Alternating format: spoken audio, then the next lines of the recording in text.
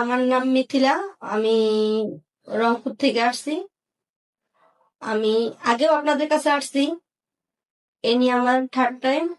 তো অনেকের সাথে কথা হয়েছে। তো আমার এর আগে বলা হয়েছিল যে আমার হাজবেন্ড মৃত, আমি আমার মায়ের সাথে থাকি। তো অনেকে হয়তো জানেন না, তাই আমি নতুন করে আবার বলে দিচ্ছি। আমার বয়স 22 বছর। আমি বর্তমানে সিঙ্গেল লাইফ চালাচ্ছি। তো আমার জন্য একজন ভালো পাত্রের দরকার। আসলে আমার জীবনে অল্প দিনেই আমার কপাল হয়তো পোড়া, কপালে সুখ লেখে নাই। আমার বিয়ের 1 বছরের মাথায় আমার হাজবেন্ড একটা রোড অ্যাক্সিডেন্টে মারা যায়।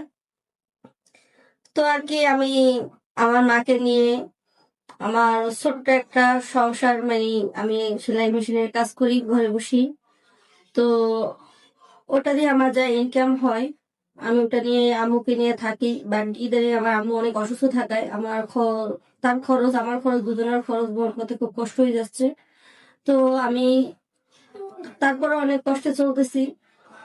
আর আমাদের দেশে বলতে পারবেন যে তাহলে আপু বারবার অনলাইনে আসতেছেন, এই আপনি কি আপনার এলাকায় বিয়ে করতে পারেন না, ভাই বাড়ি বিয়ে করতে পারি না, সেটা না, কিন্তু দেখা যায় যে ভালো ছেলেরা ভাই আমাদের মতো গরিব মানুষ নিতে চান না, অসহায় মানে হয়ে যা হয়।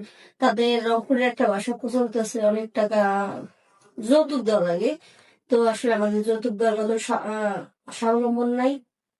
আমি চাচ্ছি যে এখন ওই অনলাইনের মাধ্যমে অনেক ভালো ব্যক্তি আছে, সৎ ব্যক্তি আছে, যারা মানে অসহায় গরিব মানুষ এটা দেখে না, দেখে একজন ভালো মানুষ, ভালো মুখ।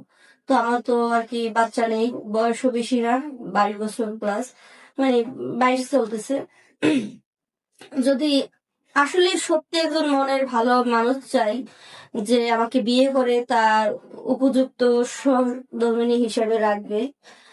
যেহেতু আমার হাজবেন্ড আমাকে ছেড়ে উপরে আল্লাহর কাছে চলে গেছে, তো আমি চাই এমন একটা জীবন সঙ্গী পেতে জানি সে আমাকে কখনো না ছাড়ে, যতদিন আমাকে আল্লাহ তাআলা উপরে তার কাছে না নিয়ে যায়।